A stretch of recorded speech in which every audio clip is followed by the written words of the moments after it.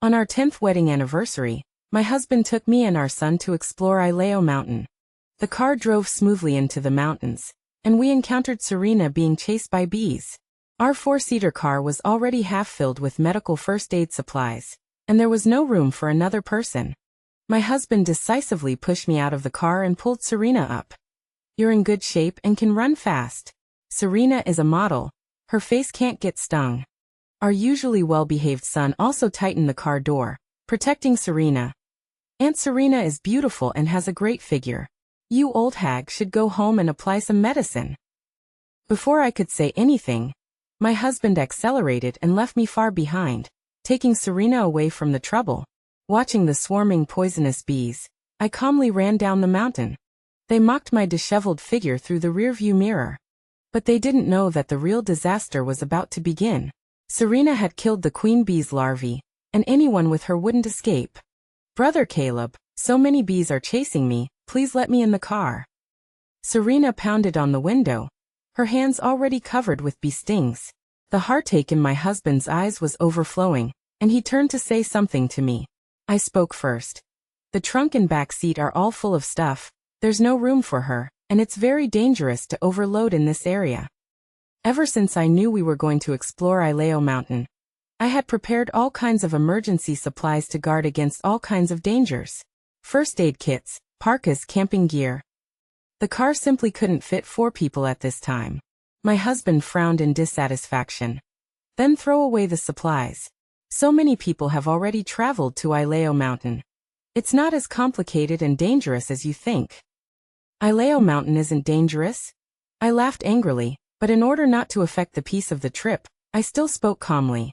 "Serena killed the queen bee's larvae. If she doesn't apologize properly and keeps running around, bringing her will implicate." Before I could finish, my husband impatiently interrupted me. "What queen bee, what larvae? Can you read fewer fantasy novels? Throw away all the supplies and let Serena get in." My husband's words were unquestionable. "No," I also seriously retorted. "The depths of Ileo Mountain are full of miasma and all kinds of fierce beasts. These things are all useful. They can't be thrown away. We're not the only family coming to Ileo Mountain. If you need help, look for the people behind us." Faced with my repeated obstruction, my husband slammed the steering wheel, and the horn sound startled birds all over the mountain. "Evelyn, can you have some humanity? Serena is in danger right now. Even if you're being unreasonable, you should know what's more important, right?" I raised my eyes to meet his furious gaze, trying to persuade him to be rational. "Which do you choose, her safety or the safety of the whole family?" She suddenly ran out alone in an unfamiliar environment. "Where are the others? You can't just walk into the mountains by yourself, right?" My gaze sharply shot towards Serena. Serena shrank back slightly, as if recalling a bad scene, but she still pretended to be calm and cried to my husband in grievance. "Brother Caleb, Aaron and I had a fight, and he abandoned me and ran away. This mountain is so scary, and there are bees chasing me. Please take me with you. I'll kneel down for you, okay? I'll work like a horse for you when we get out." Saying that, she was already pitifully about to kneel down to us. A lie. I was about to expose her. Caleb had already opened the door and got out of the car, pulled Serena up and glared at me. "Don't give me any of that supplies crap. Do I not know if Ileo Mountain is dangerous? We're almost in the depths now, and it's not without danger. I think you just want something to happen to Serena." My heart was suddenly stung painfully. Before we set off, I had worked hard to prepare everything possible, just to ensure the safety of him and our son. Not allowing Serena to get in the car was the same. But in his eyes, all of this had become a low-level means of vying for attention. I smiled self-deprecatingly and confirmed again. "Are you sure you want her to get in?" Caleb didn't even look at me and knocked on the window on our son's side. Our son in the back received the order, actively opened the car door, and pushed all the piled-up supplies out of the car. Then he happily pulled Serena into the car. "Aunt Serena, come up and sit down. I've already swept away all the garbage that Mom prepared." Hearing the word garbage, I looked at our son in disbelief. "You think the things I prepared are all garbage?" Our son nodded nonchalantly. "It was garbage anyway.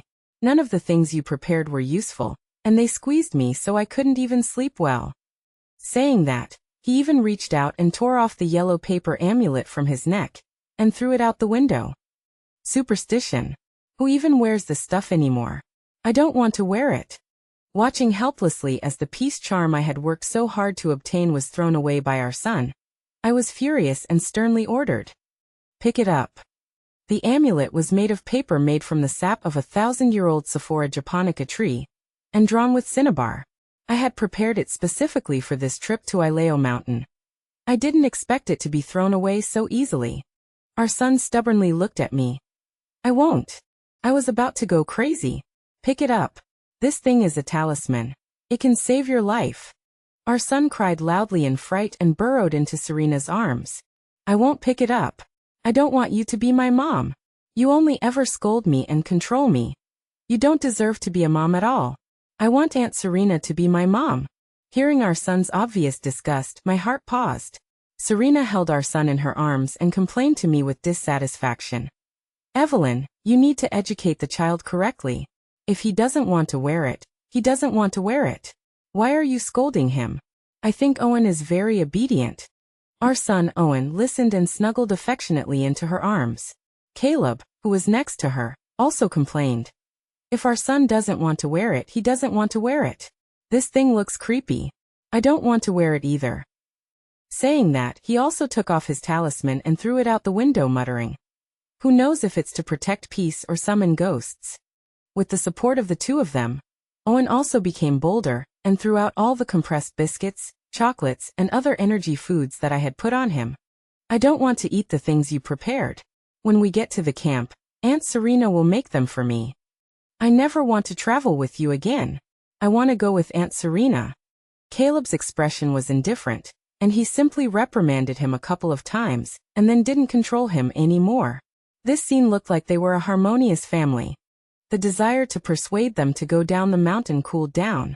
When I came back to my senses, the supplies had been discarded on the side of the road, and Caleb had already started the car, driven over the talismans, and sped off towards the depths of Ileo Mountain.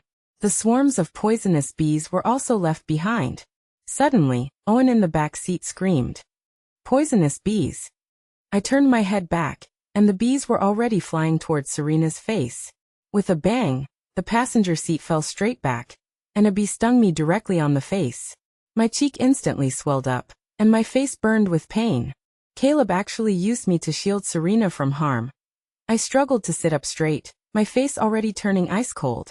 Caleb continued driving, completely unconcerned. I accidentally pressed the wrong button, my hand slipped. "It's just a bee sting, anyway, your face isn't worth anything." Owen behind me was also covering the bump on his forehead, grimacing in pain, and said, "That's right, Aunt Serena is a model.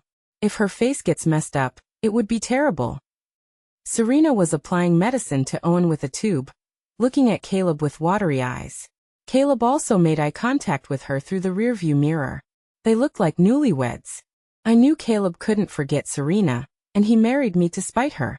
But I didn't expect that after 10 years, they could rekindle their love after only meeting once again in the Ileo Mountains. Even my son had developed affection for this woman who he had only talked to in videos a few times, and even wanted to recognize her as his mother.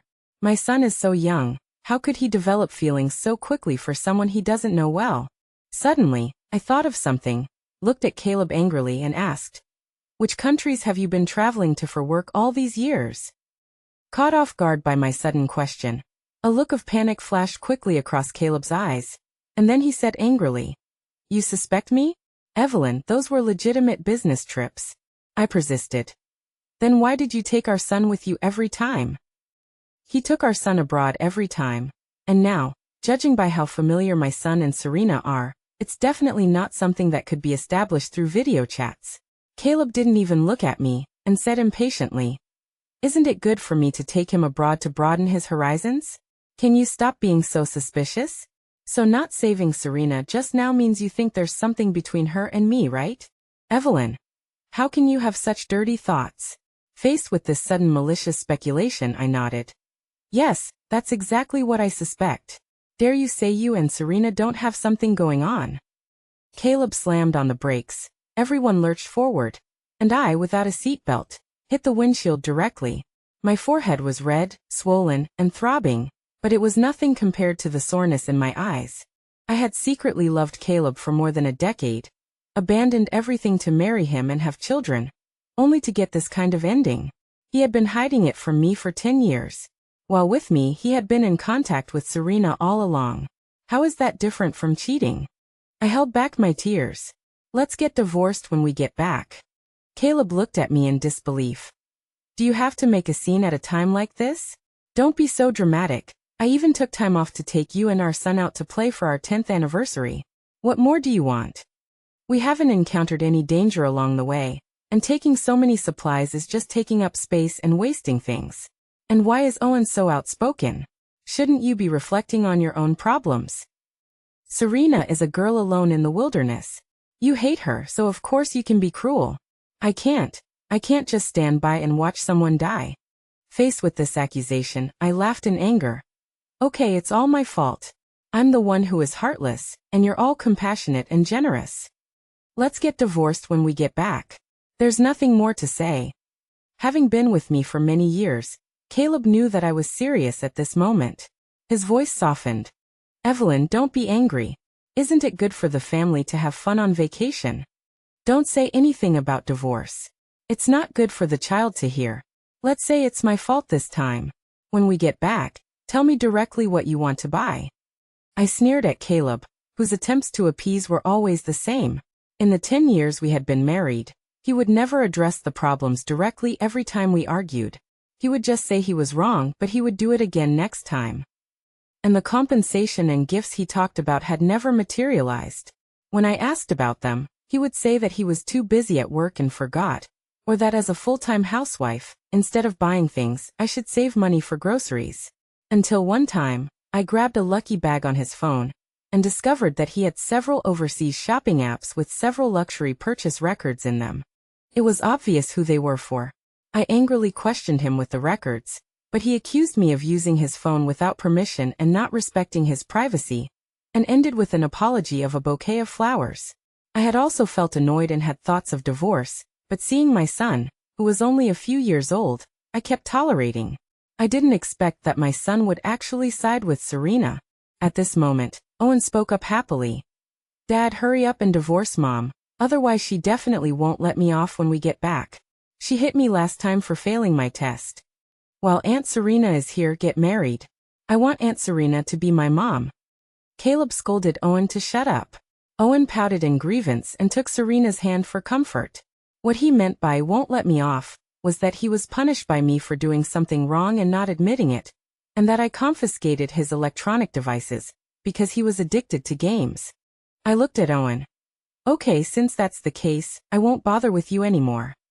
Owen nodded excitedly and was pulled back by Serena. Owen, you can't say that, okay? You have to be gentle to your mom, you know? Even if she hits you or scolds you, it's all for your own good. She was trying to solidify my guilt. I smiled nonchalantly. I adjusted my seat and looked at Caleb seriously. Drive forward. The bees are about to catch up. Let's talk about the divorce when we get back. Caleb glanced at the rearview mirror with disdain and tried to talk to me, but was choked by my cold attitude and silently started the car again. The car was getting closer and closer to the interior of the Isleo Mountains, shrouded in mist with visibility less than 5 meters. Serena tightly held Owen's hand, her face filled with fear. Owen opened his arms to protect her. Aunt Serena, don't be afraid, I'll protect you. But for me, his mother who took care of him with all my heart, he let my face swell all the way and didn't give me even a bit of the ointment he had. Slowly the mist turned into water vapor, damp like a light rain. Caleb turned on the wipers, his expression also becoming tense.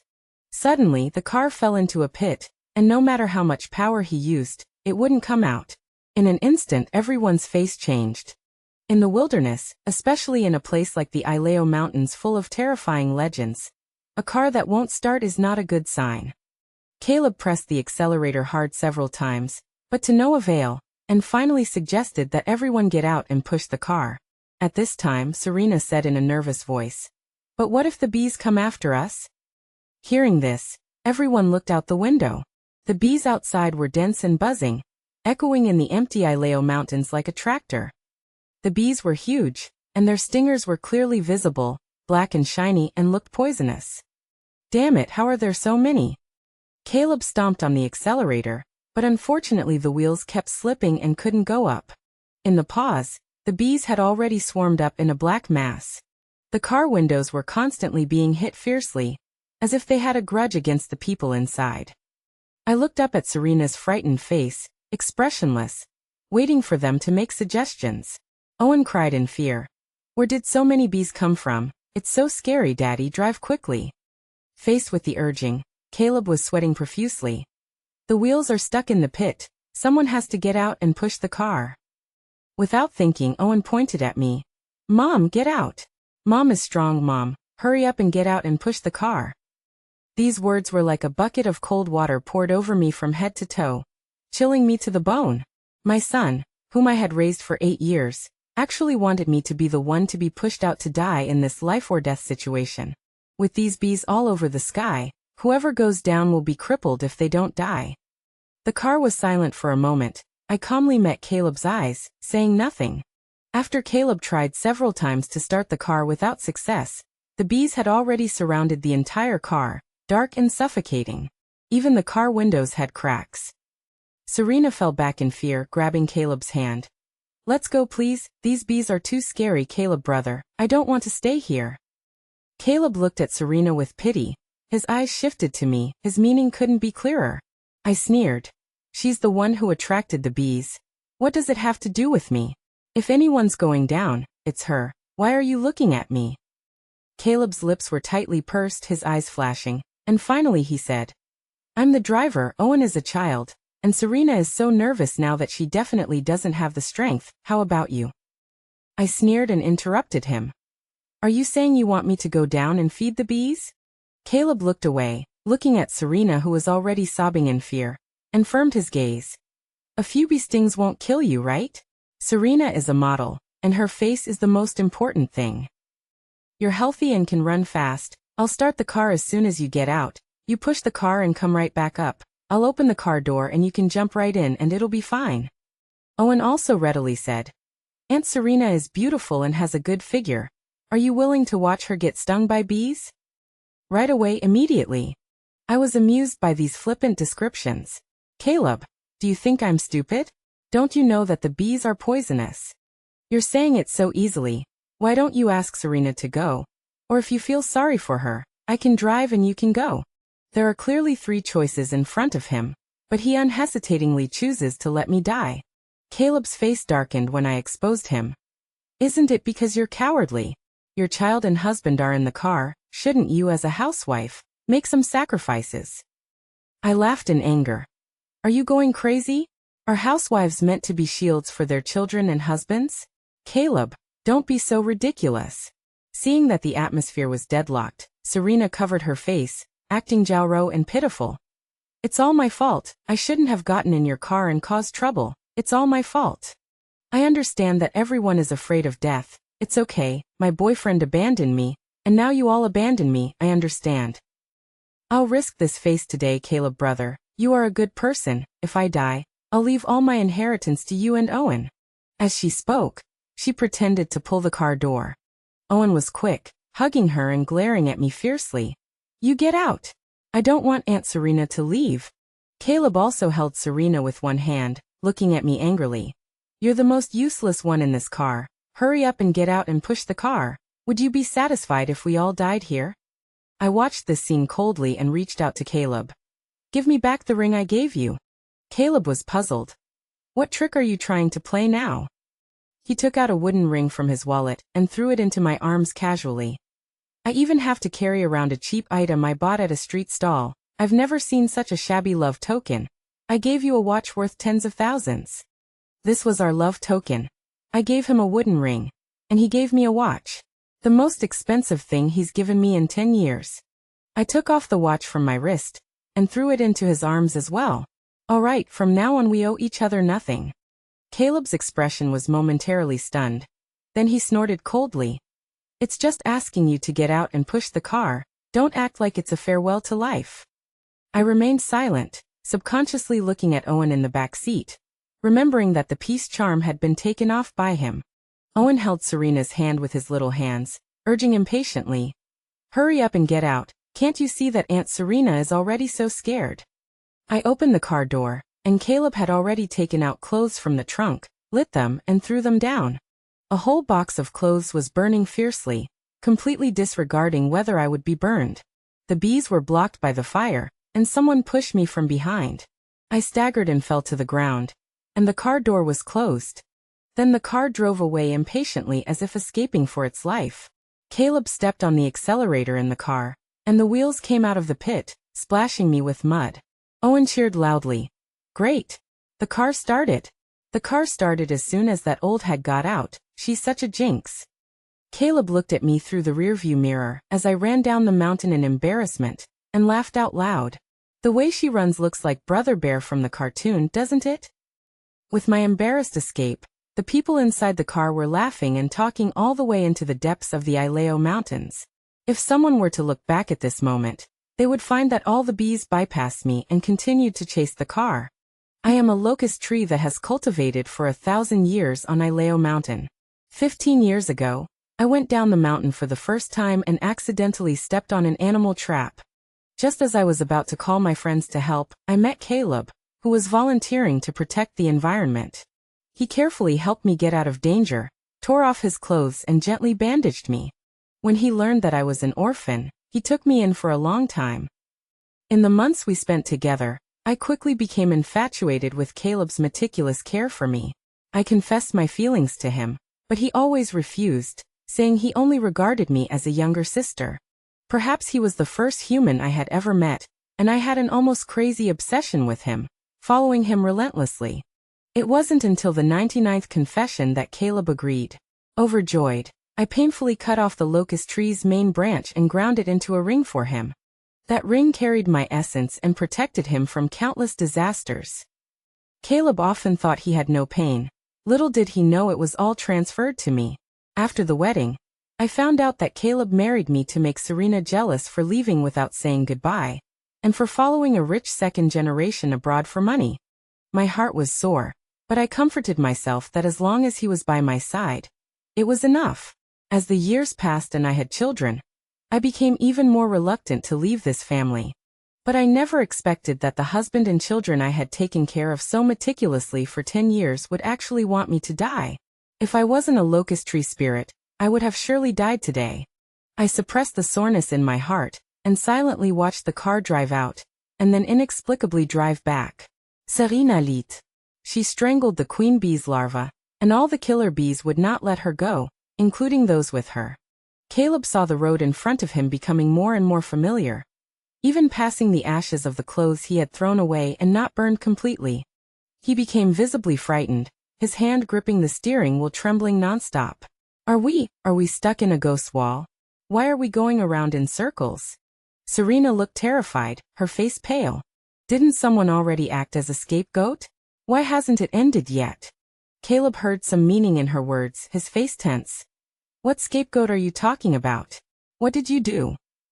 Seeing the bees surrounding them becoming denser and denser, Serena had no choice but to tell the truth. It turned out that Serena and her group came to Ileo Mountain not for tourism, but to hunt wild animals. With the development of tourism, animal spirits are fleeing further and further away, just to avoid humans. Unexpectedly, this group, greedy for money, thought they could break in with professional equipment and make a profit.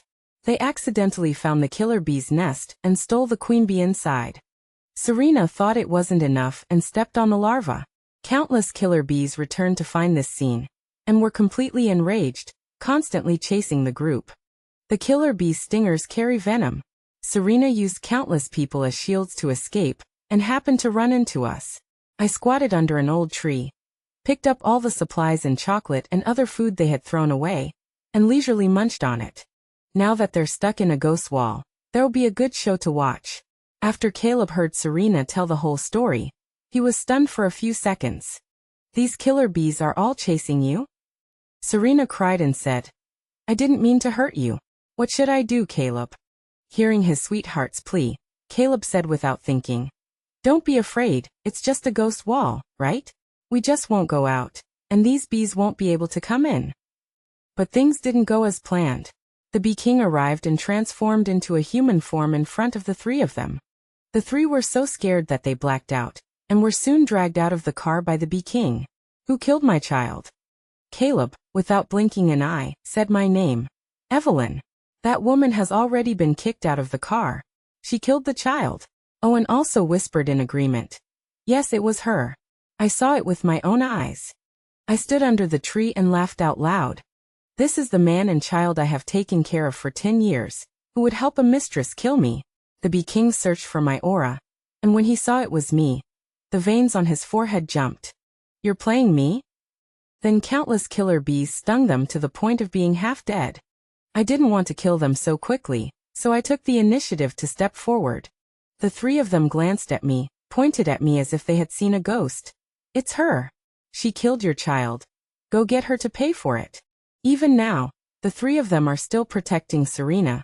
What deep and righteous feelings. The bee king looked at them coldly. Do you think I'm a fool? She's a locust tree spirit. How could she kill my child? You won't say, right? Fine, then I'll kill you all. The three of them were dumbfounded, staring blankly at me. Caleb stuttered. He said you are what? Owen also rolled his eyes, almost ruining his worldview. He picked up a stone from the ground and threw it at me. Monster! I'll kill you, you monster! I didn't dodge in time and was bleeding from my forehead. Caleb stared at me, completely without fear or terror, only disgust. No wonder you said Serena had a problem as soon as we entered Ileo Mountain. Since you are a monster, can't you help her resolve it? I think you deliberately wanted her to die. Let us leave quickly, otherwise I will never see you again in my life. Even now Caleb still thinks he can threaten me. That's right, I almost forgot that this is the confidence I have given him for 10 years. I had consciously concealed my monster identity from him, so I felt indebted and was almost completely obedient to him, even sharing half of my essence with him. He didn't dare to yell at the bee king, but after learning that I was a monster, he habitually yelled at me. I couldn't help but laugh at myself. This demon is really pathetic. The trouble was caused by Serena. You just need to hand her over, and I will plead for you father and son. When Serena heard this, she shook her head repeatedly, almost crying. Caleb, don't. I don't want to die yet. Evelyn is a monster. She must have a way to save me. Please don't let her kill me. Caleb looked at Serena with heartache, and looked at me with grief and anger. Evelyn, as long as you are willing to let us go, I will agree to any conditions. I sneered. What can you give me? Caleb paused, putting on a selfless look. I will agree to anything you propose, but don't push your luck.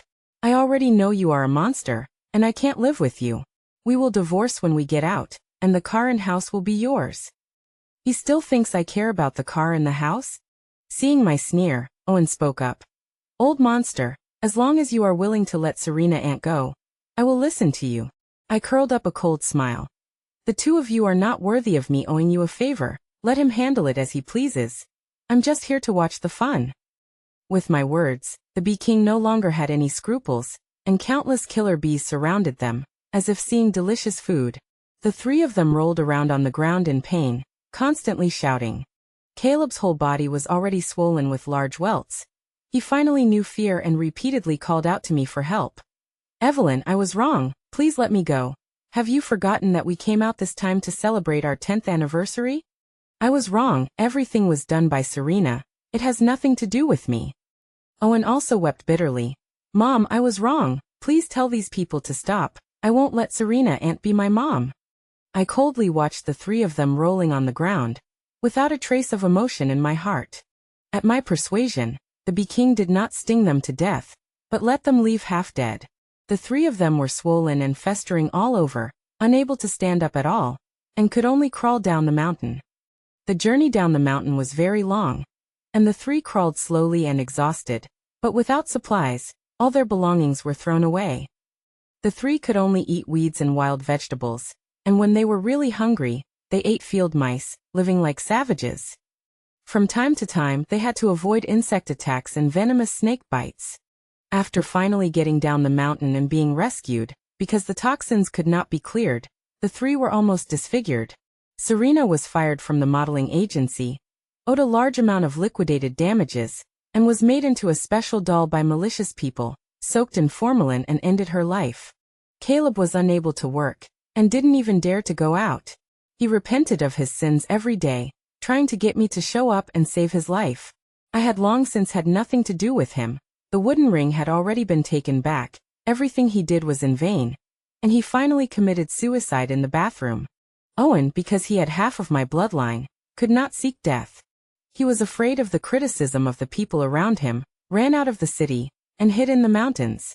But unfortunately, after being discovered, he was caught as a mutant and taken to a research institute for research, living in unbearable pain. Because of the connection between mother and child, I could hear all of his repentance. Mom, I will definitely be a good boy. I don't like Serena Aunt anymore. Please take me away.